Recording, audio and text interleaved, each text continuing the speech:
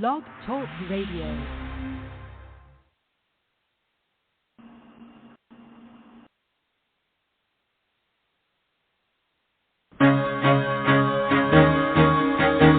Carol the Coach. Sex, love, and relationships. We talk about it here. Carol the Coach. Compassion with contemporary relevance. I am a psychotherapist. I can be your personal life coach, and I can help you with your issues. There are no problems too small or too big. You can talk about anything. Speaker, columnist, radio TV host, and commentator. Carol the Coach brings messages of wellness and empowerment within reach of everyday people every day. Almost 5 years ago, I lost my soulmate in an accident. He was killed in a plane crash. Life just, for me, has seemed to stop. There are groups all over the city. I teach one. It is a specific way to start thinking so that you shift how you see the world, which then shifts your energy, and then you feel better and you actually see things differently. Carol the Coach. Always available, too, at carolthecoach.com. Now, I've got Russell on the line. I'm 47 years old. I'm a truck driver. I'm married. I have a wife in San Francisco. Okay. I haven't been home in 6 months. My thing is, I don't know if I have a sex addiction or what the problem is. Why do I want what I can't have? And as soon as I can have it, I don't want it anymore. You're right on target when you say, I don't know if I have a sexual addiction. Well, guess what? Yes, you do. And you know what? That's my specialty, Russell, so you're at the right place. Continue. I meet women online, and I'm in a different part of the country. I travel all 48 states, so I love sex. I hear self-esteem issues. You never felt good enough, and you didn't feel like you were getting what you should have then, and you're reenacting that now. Do you want to change that about yourself? You get what you need. Yeah. You know, sex addiction is such a crazy disorder because clearly nobody wants to be an addict. Men initially become sex addicts because they're curious, pleasurable, and they have no idea that it's going to get worse and worse and worse. Women, on the other hand, become sex addicts because they use sex. They use their sexual self to find the love that they desire. Now, does that mean that you cannot be a female sex addict and just want sex for sex?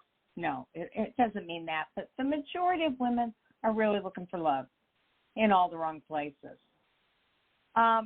And what I know and really believe in with all my heart, education, specialists, extra intensive treatments that will help pull somebody into recovery, and then it's up to them.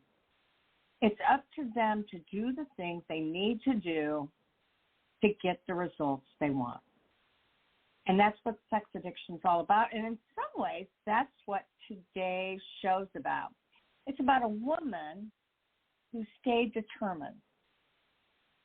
She knew that there was something else going on and that a power, a God, something greater than herself could restore their marriage. And so we're going to be talking with author Shawna Meek, who wrote Determined for More, a new memoir of a wife that was given God's grace beyond her own strength to stay with the rigors of sex addiction and of just hanging in there when things look so dark. Her story is a real and raw account of 25 years of striving and remaining willing to find faith-filled hope in Christ and in the fact that she could be happy regardless of who she loved. So I can't wait to talk to Shawna. She's a colleague. This book is a long time coming, and she's got a lot of extensive coaching training. So ultimately, she's going to have a lot to teach today. Now, I hope you had a good if you will, 4th of July weekend, right? I mean, there is no doubt that a lot of people started their 4th on the 29th and 30th. And for many of you, it was the perfect weather. It was the perfect time. And then for some of you, like myself, we had to find ways of coping with weather-related interruptions, if you will. And what I'm a believer in is we can always make our own fun, especially if we have at least 1, 2, 3 people to do that with, whether you've got this huge family, whether you've got this network of fellowship, whether you've got a variety of friends, it's all good. And I am convinced as I get older and older that we've been given a lot of God's gifts. I'm going to ask you, what are yours? It's not conceited to know that we've been given gifts, that we have things to offer, that there is a lot of post-traumatic growth going on. And it's important to use it, whether it's with a difficult child or grandchild, whether it's at work, whether it's in the neighborhood.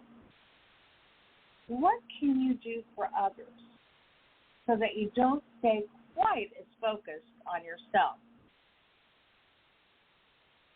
And I'm also a big, big, big believer in reframing. Now, not the kind I talk about most of the time, which is making a bad situation good, or finding what you learned from it, or finding your strength. But I do think we have 60,000 thoughts a day, and most of them are negative. And so I get to say, I so appreciate what's going on right now in the moment. 62 degrees and overcast, and we were having a big pool party. But you know what? I can enjoy the people that are sitting right before me. Or you're getting a divorce, and it seems like all you hear is criticism. Well, get yourself to a meeting, a Bible study, a book club, where you can get to know people in a different way that broadens your life and your relationships. I just can't say enough of the fact that I'm going to be retiring soon. I don't want to, but I'm making myself. I don't know when it will happen, but I am seeing less clients.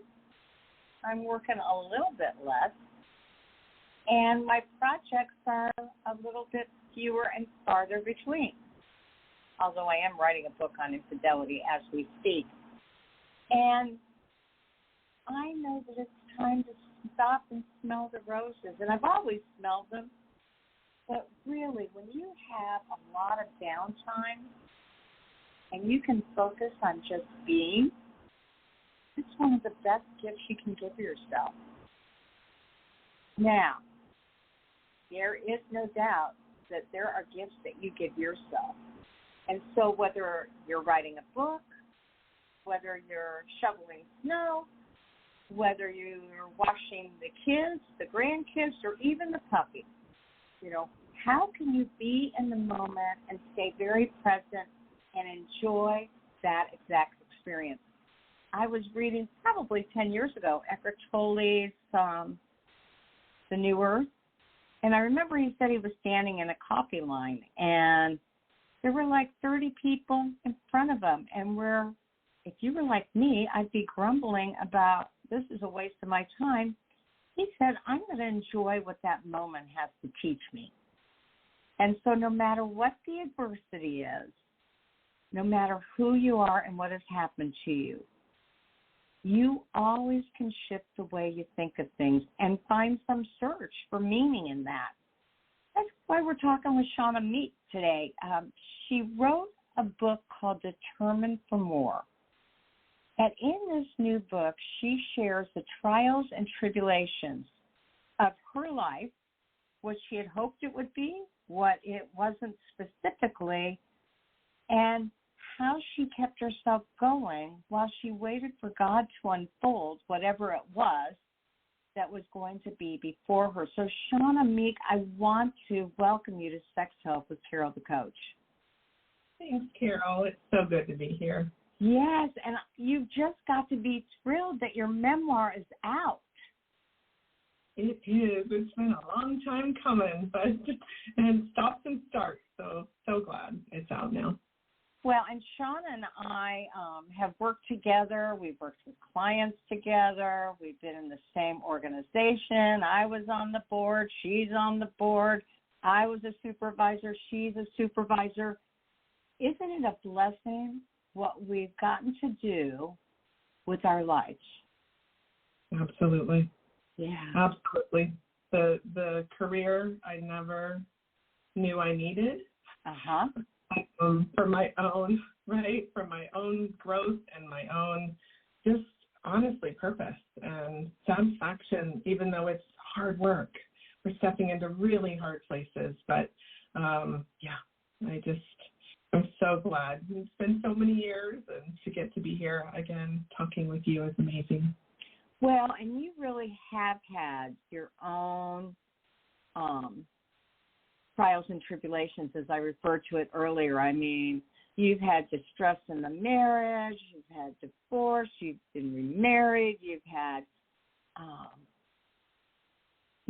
things that other people might have said, I quit, I just quit, and so you're such an inspiration, and I want you to be an inspiration for the partners and the addicts that are out there right now.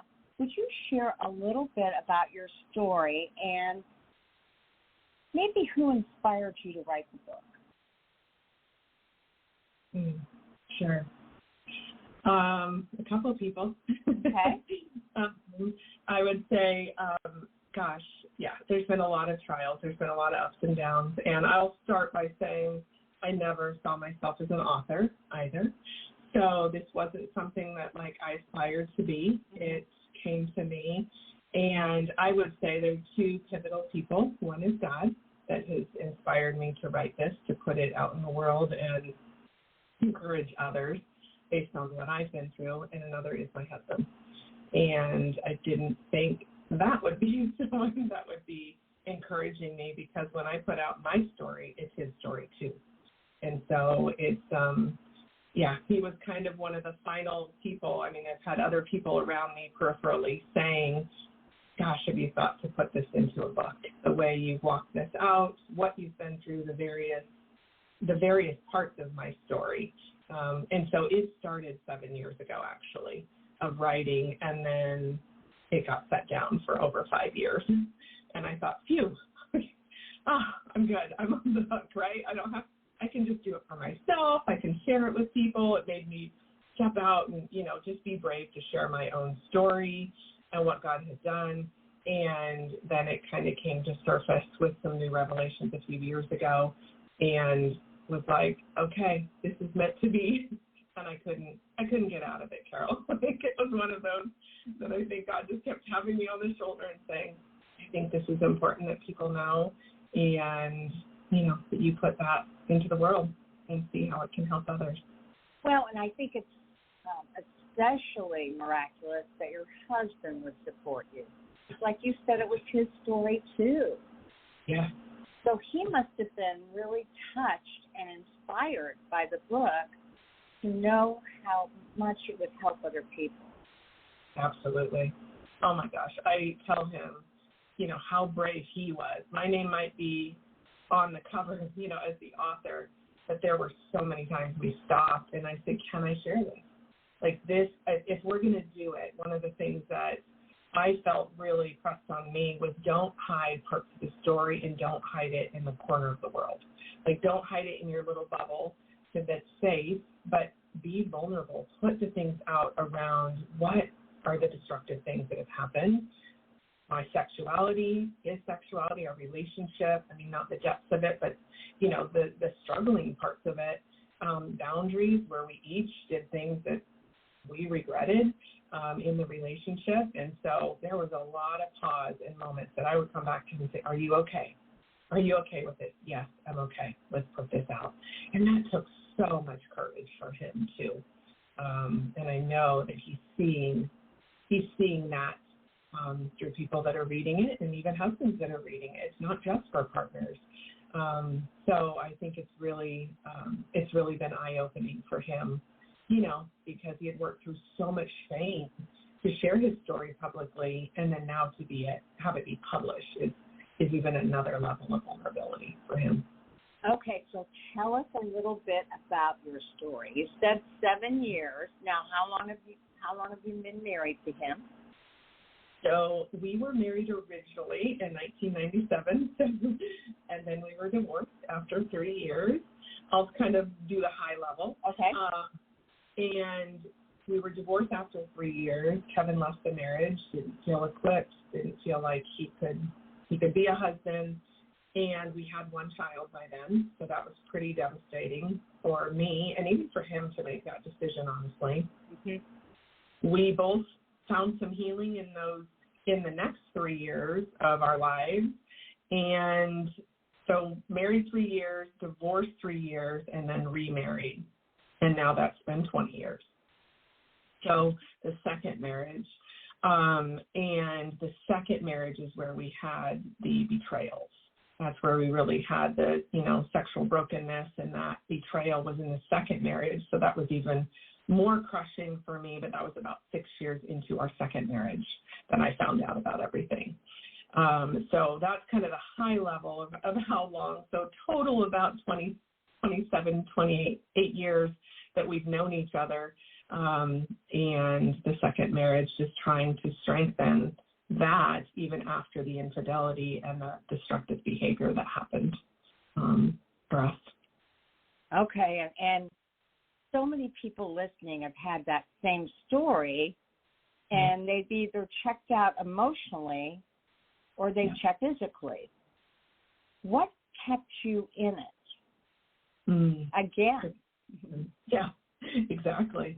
Because that was a lot easier seemingly it would have been a lot easier for me to just say, I'm done. Like the second time, I'm done, right? And there had been a theme of emotional neglect, throughout our marriage, and I would be the pursuer, and Kevin would be the withdrawer in the relationship. And so that was from the beginning. And even when we remarried, I saw some change. But I would say the things that kept me in were a few things. One is I saw a good man. I saw him willing. There were destructive moments for sure, and even emotionally and psychologically destructive moments, truthfully. But I saw a good man that wanted more, that was willing to do the work. That was one of the biggest things. And for me, we had 3 kids when we found out about the betrayals, when I found out about that later in the marriage. And so I was really fighting for my family too. There was a big fight for that for my kids, and my oldest had already been through divorce and remarriage from his parents. And so I say they were kind of the bumpers at times. They weren't the motivators all the time, and they couldn't be. But that was part of my fight. It really was part of me staying determined to see what else we could move to. And so those were the big things, I would say. And then there was something in me that I was always a fighter. There was always that fighter in me of like, we're going to make this work. Like staying and persevering through hard things was something that I think just was built within me. And that's something that it was hard to shake it in a way. And, just kind of leave on a whim or, and there were big things that I could have left for, but I really kept going back to why am I staying? Why would I leave? And asking myself that question so many times through the years. Well, and do you think that fighter inside of you was inherited by someone else in your family, or might it have been that desire to create the life you deserve? Yeah, I would say a little bit of the first, but more of fighting for like my voice, fighting for sharing my preferences, fighting for knowing my values, fighting for knowing what I needed in relationship, and not leaving until I felt like I could fully know what I needed. Because even if I left that relationship, I was still going to need to know those things. Mm-hmm. So I would say some of that was, it was part of my childhood where I really needed to fight to be heard and fight to, share my needs, but also the life that I really did want. It absolutely was that. I wanted to get to that, what you talk about so much, the post-traumatic growth. And I wanted to get there. And I was like, until I get there, like, I wasn't willing to leave in the midst as long as my husband was willing to do the work. I mean, there were conditions, there were boundaries for sure that I talk about a lot in the book.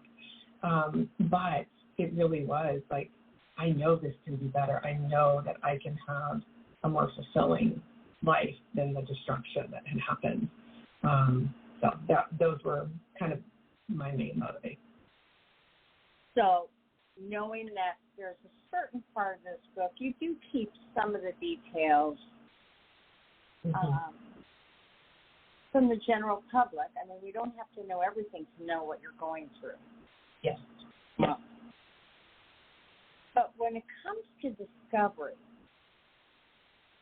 one of the things that you discovered about your husband that he was neurodiverse. Mm-hmm. Absolutely. And would you tell our listening audience what is neurodiversity and how did it apply to your life? Sure. The word neurodiversity or neurodivergence is a pretty broad word. It actually covers a lot of different, I think, co-occurring considerations in, my situation. Some are considered disorders, but some are, neurologically, we are unique. We're all unique, right? There's definitely that. But the neurodivergent can fall under a couple different main areas. And I would say ADHD follows under that. ASD or autism spectrum disorder. There's OCD, there's dyslexia, there's other ones that people can research. The main one for us was discovering that my husband was on the autism spectrum. And that was at the age of 50. So that was much later in our journey to recognize the neurodivergent piece and that we are in a neurodiverse marriage, which, I can share more, but it brought a lot of grief and a lot of relief in finding that out. But I would say that co-occurring consideration is kind of missed, I would say, we didn't know, and a lot of our helpers didn't know. He masked a lot. He kind of camouflaged in a world that he thought was, expecting him to do things a certain way. And so whether it's, what used to be called Asperger syndrome or Asperger traits would have been the classification for him 10 years ago. That's not a technical diagnosis these days in the DSM, so it's ASD level 1 that he was diagnosed with, which made so much sense to us when we finally found that out, because we didn't know why certain things weren't clicking or scaffolding around a certain modality of couples work, and then it wouldn't stick. It wouldn't stay. And so he'd get frustrated with that. I'd get frustrated with that because it hit on some really big areas of our relationship, mainly communication, conflict resolution, intimacy, and connection. I would say those three were the biggest ones that we were trying to still, in a coupleship recovery, do together. So. Well, I was going to say, specifically, how did it show up in your marriage? Because what you've just done now is you've given us some categories. It showed up under the realm of lack of connection or just missing each other. Yep. So give us an example, just a very primary example. Yeah, absolutely. I would say, I would say communication was the big one. So kind of how we expressed ourselves and how we received communication was always a fumble for us. I mean, I shouldn't say always, that's a big word. It was very off, like when I say always, it was all the way back to when we first started dating, is So let me give an example. I would share, we could talk about interests. That was great. We could have great conversations. We could say these are our dreams early on in our relationship. But when it came to, I'd say, ouch, that hurt. Or I didn't really like how you did that. And I have like a grievance against, something he did, but a low level, like something he had done. One of the examples, I talk about a lot of the examples in the book, but one is we'd go to friends' houses. And he would just kind of have not much of a filter, and so he would just say things. And sometimes I go, oh, ouch, you kind of threw me under the bus there. Like, I don't know why you shared that in front of our friends. But I wouldn't say it right in that moment. We'd get in the car, and I'd share that with him, that I didn't care for that. And he'd say, either he'd say, I'm sorry, or I didn't know it was that, and then we'd move to the next time. And then these repeated things, it wouldn't stop. And so I'd come back again the next time. I didn't like that. Why did you do that again? What was going on? Why did you do that? And his way of expressing communication, he didn't have a lot of what we might say empathy for me or theory of mind for how might that make Shawna feel if I were to say that in this crowd of people or in this room of people. And so then the next time I would say it, and we'd have these repeated conversations. And the more I said, ouch, that hurt, well, I'm doing the best I can. And then he would just go 0 to 60, defending really, really fast, and not understand, wow, she asked me that before. That really hurt. And so that kind of brings in the communication of not being able to, have conflict and have that sense of theory of mind for me and be able to put yourself in my shoes in that. And so, but it would bring a lot of defense. And so the cycle would then start because I wouldn't feel heard. He would minimize, right, and maybe even gaslight the moment I didn't mean to do that, and not just take ownership. So that's where we saw, aside from the sexual, integrity issues, that's where we saw the autism or the neurodiverse pieces. Probably the most was around trying to share a grievance around something, and instead of leaning in and saying, oh, gosh, and learning from that moment, it's like he would go back to, like, forgetting that moment even happened, and then it would keep repeating. Mm-hmm. So lots of, like, harms around emotional things would happen a lot for us early on and then all the way through. So I bet you there'll be people listening that'll think, oh, I wonder if we've got a neurodiverse relationship because I keep saying I don't like you to do that, and he or she keeps doing it over and over and over again, and I expect different results, and I don't get them. Mm-hmm. So how did you go about getting a diagnosis? Yeah, and here's what I want to say. I'm so glad you brought that up, because this can be in what we might say a neurotypical or a non-neurodivergent marriage too, right? He's not listening. He didn't hear me, right? So we have to learn these tools. And I will say early on when this happened, we didn't have a lot of tools. So we didn't really, know how to be a speaker and a listener. And we didn't have that couples work. So I would say that's really, really important because he had learned some of these things. So I just wanted to caveat that and really, make sure that I'm clear about that. And if the couples work is kind of getting stuck, or again, we can't move past some of these things for some reason and it's kind of feeling blocked, then that's when we went to get the diagnosis. So my husband is very clinical in nature. He's very logical. He probably swings more towards the OCD side of autism. And though he's very, he's very intelligent, he has a job that provides, for what he wants to do in his career and that sort of thing. And that's not always the case because the spectrum is big. But I would say for him, he really needed a clinical evaluation. So we went to a neuroclinical psychologist that was specified good adult autism as part of all the different criteria. Because ADHD there can be similarities. OCD, there can be similarities. And even childhood wounds. In fact, I just had someone, actually a partner diagnosed, or go to get a diagnosis.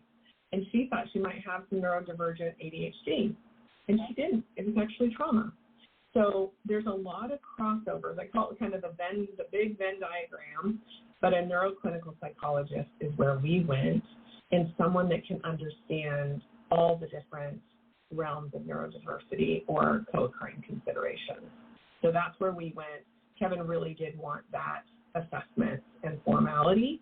Some people don't. Some people just want to do, and I can share some things that we can put in the show notes of just some, kind of self-identifying like ideas to see if we're open to this idea and could I fall on the spectrum, self-assessment kind of things, if they're not ready or willing to do a formal evaluation. But that's what we do recommend or, encourage is if you've done all this work and you think that could be part of it, I see it's a little bit later in our couples recovery, not that early couples recovery model that you and I, that you train me on and that we, do with partners. I think it's a little bit farther down the line. Once we've been able to grieve together, do a full disclosure, all of that I think is really important that we don't pick up an assessment too early, in my perspective, because then I think we lose momentum for the coupleship recovery, in the sexual brokenness arena. Right. And so let me remind our audience, I'm talking with Shawna Meek, and she wrote a story about staying determined in her marriage no matter what, not saying that she wouldn't have ended it at some point, but there was something nudging you. Mm-hmm. And so she named her book, it's a very telling book, she named it Determined for More. Tell us what made you name it Determined for More. Okay. Titling a book is a fun process, but it's also really trying to capture the essence of our whole story or the whole marriage story in this memoir. And I would say both Kevin and I were seeking more. We would often say in parts of our journey, we're not willing to settle. We are not willing. It is not where we want it to be. Our relationship is not where we want it to be. We individually at different times were not where we wanted to be. We knew there was more for us. And it wasn't necessarily doing more. I want to just frame that in a way. It was being the best version of us that we could be and having the best marriage that we could have.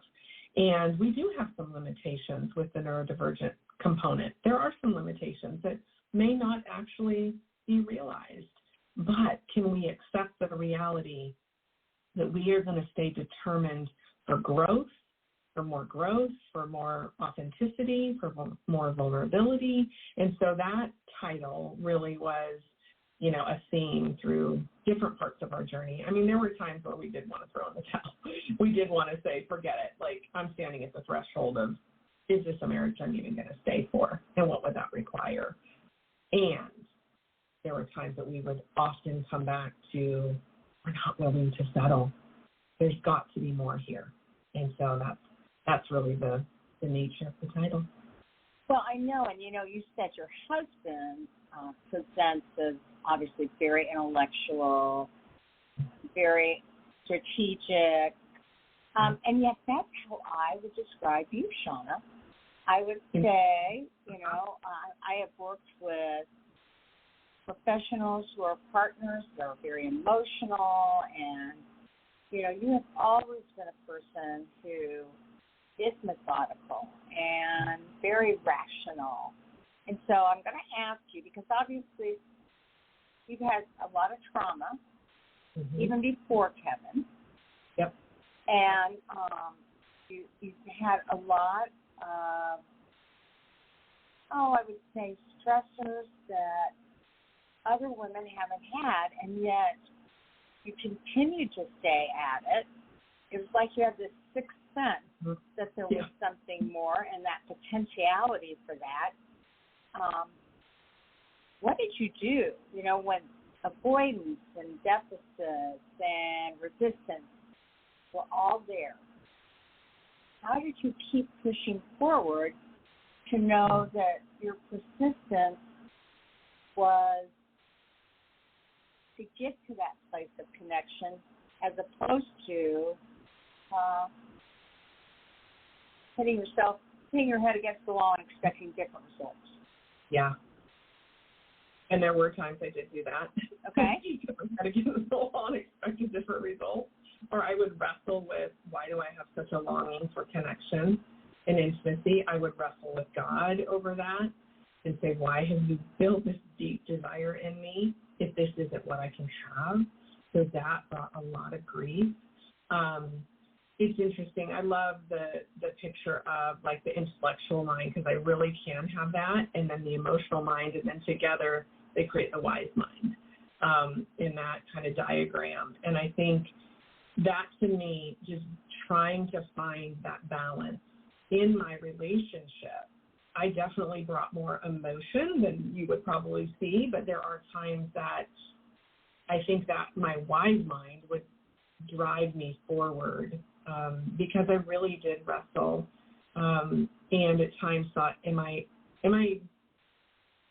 doing this in vain? You know, is this really going to change? Am I just hoping, have hopium, and, you know, am I just hoping for something that's never really going to be realized? And so I would really try to find observables. There's one chapter called Stones of My Altar, and I spent time, it was a season where it felt very dry emotionally and connecting-wise. And I don't have it with me, but I had a big, tall vase that was probably 2 feet tall, and I got those little pebble stones from like Hobby Lobby or Michael's or something, and every time my husband would smile at me or offer to do something for me, what I used to see is like a breadcrumb, and I'm not going to accept a breadcrumb. And that's not, you know, I'm worth more than a breadcrumb kind of thing. I would take a little stone and put it into that vase so I could see, and they were little stones in a big vase. So it took a long time for me to really start to see even, you know, those stones increase. And so, but it would remind me, I would use a lot of visuals like that of, okay, all he did today was say hi when he got home or smile at me, and I can be okay with that. I can be okay with that's what it is now. Now, long term, no, that's not. But in this season, right, I can observe for a few weeks, or I can observe for a month and see if that grows. And so there were times that really felt desert dry, and that was one thing that I did do, was try to observe. Is there anything there? Because if there wasn't, I wouldn't have been able to put any stones in, right? And that would have been evidence and something visual for me. So I did a lot of that. Yeah, and it sounds like you could see his effort. Yeah. And it's really difficult when you have any kind of challenge in processing or communicating, if you can focus on those other things that are noteworthy. You know, the fact that he took out the trash, the fact that he said thank you, the fact that he kissed you hello. Mm-hmm. When you focus on those positives, it at least makes you less angry about what you're not getting. Mm-hmm. And you have a better idea of what you really want to do with your life or with your relationship when you're really at a place where you can see the good, bad, and the ugly. Exactly. And so I like that metaphor. Yeah, especially when there's deprivation, or, you know, what we do call emotional neglect. He did emotionally neglect me at times, and even when I would speak up, even when I would share, this is what I desire, or we would have a check-in and he would just forget about it, right? How many times do you go back again and again? And then I'd say, well, what's your plan? You know, and then, but with neglect, it's really hard to hold boundaries, because someone with avoidance is going to pull away. I always had a little bit more of an anxious chase in that fight, which I think did help. But I wanted to be secure. I didn't want to be anxious or preoccupied with him. And so I had to learn to stay secure in myself in that moment, and also still put my requests out, still look for those things. And if they weren't there, that would have been, like I said, really obvious. And there were times that I would try and say, oh, I'm not going to initiate this phone call while he's on a work trip and he's gone for 3 days. Let's see if he calls. Crickets, and that grief, feeling the grief was so important for me, even if it was something like he didn't call and he said he would. Now, over time, that wasn't going to work for me, but could I look for the other things in those moments, if that makes sense? So I think what you're saying is not just the heaviness, the hard, the deprivation would pull me down. It would pull me down so much. And then I'd have a hard time just being who I wanted to be in other spaces or with friends or with my kids. And so it was really important that I find a balanced view of what I was looking for, because he really did have some deficits that we didn't know about then. And he would be trying, but it never felt like exactly what I needed. And so what would that create for him? But it's never enough, right? And I'm like, oh, please don't say that again, So, right, then I can really look at, oh, I did see some things and affirm those small things as he was growing. That was really important, and it was hard. Oh, it was so hard to find those small things when I wanted the deeper, richer connecting points, for sure. So then how was it that he got to read the book and encourage you along the way? That he got to read the book? Is that what you said? Yeah. So we started slow. He would read a chapter at a time and tell me if he was okay with it and then give me feedback. And then we got to the point where, because having even a conversation about it on the couch would sometimes create conflict, because he might get, upset or, well, why would you put that in there? And I'm like, well, I felt like I should. Do you not want that in there? So him knowing what he needed and what he was comfortable with took us well over a year and a half. And a lot, even until the month before it was published, was like, okay, are we sure on this? This part of your story is in there, and here's why I think it needs to be in there. And then with my editors, we just keep bouncing back and forth. But it created, early on, it was more conflict than not. And then later it was like, oh, okay, we're on the same page. So we both had to learn what we were comfortable sharing. And we kind of did that, when he would share his testimony or he'd share his story publicly, even before I did. Or before I was on, sharing publicly or sharing on a podcast. And so one of the things we always said is we both want to be comfortable with what the other is sharing. That was something that, we didn't share for a long time until we both felt comfortable with it. And so when was that? When did you finish the book, and then when did you get it published, and what's it been like since? Yeah. So it was just published 2 months ago. As of yesterday.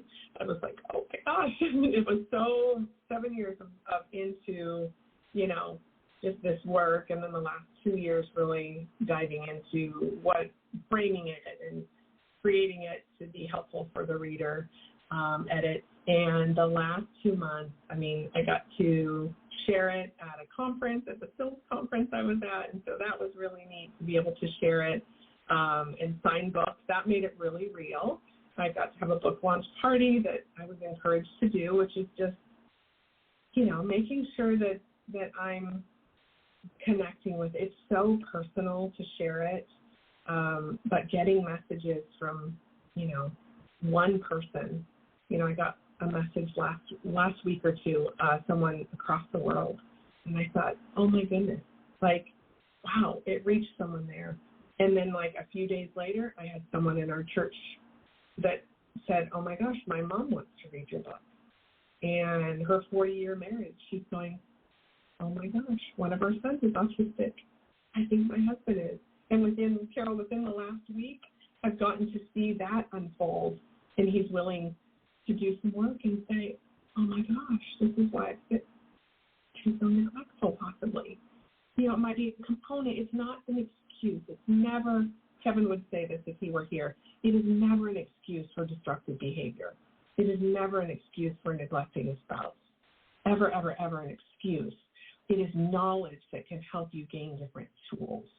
So it's been so special, and I feel like I'm just at the front end. I needed to breathe for about a month after it published, and I was like, I got quiet on social media and all the things so I could just breathe, and now I feel like I've got momentum to just keep talking about it because people across the world and people locally are sick.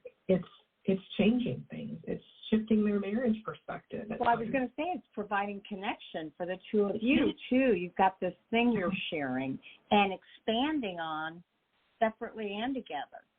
Exactly. Yeah. And even different parts. Here's one of the most wild parts of it is there's different parts of the story. And one of the chapters is about adopting our youngest daughter. And we talk about not just her adoption, but our journey in it and connecting through that process.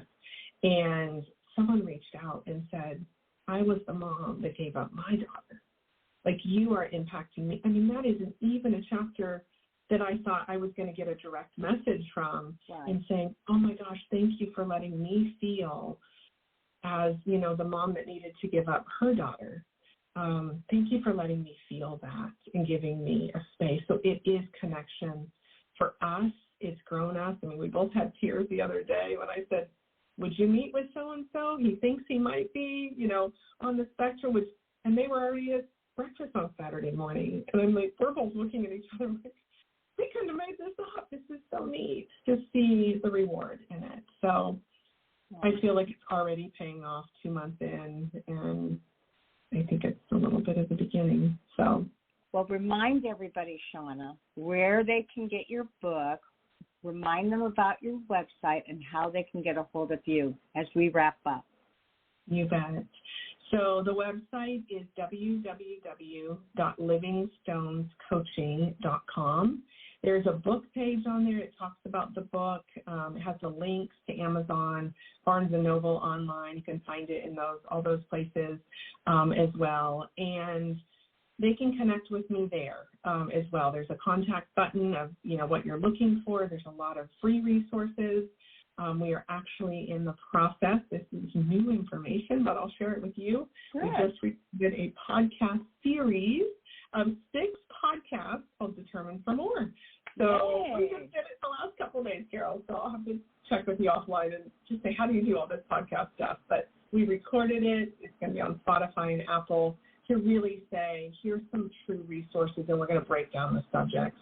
And then in hopes to do some workshops with couples that meet this intersection of, you know, problematic sexual behavior, betrayal trauma, and neurodivergency in their relationship, because I feel like we've got this intersection crossing. So we're looking to do some couples workshops in the fall of 24. So congratulations. You guys are exploding.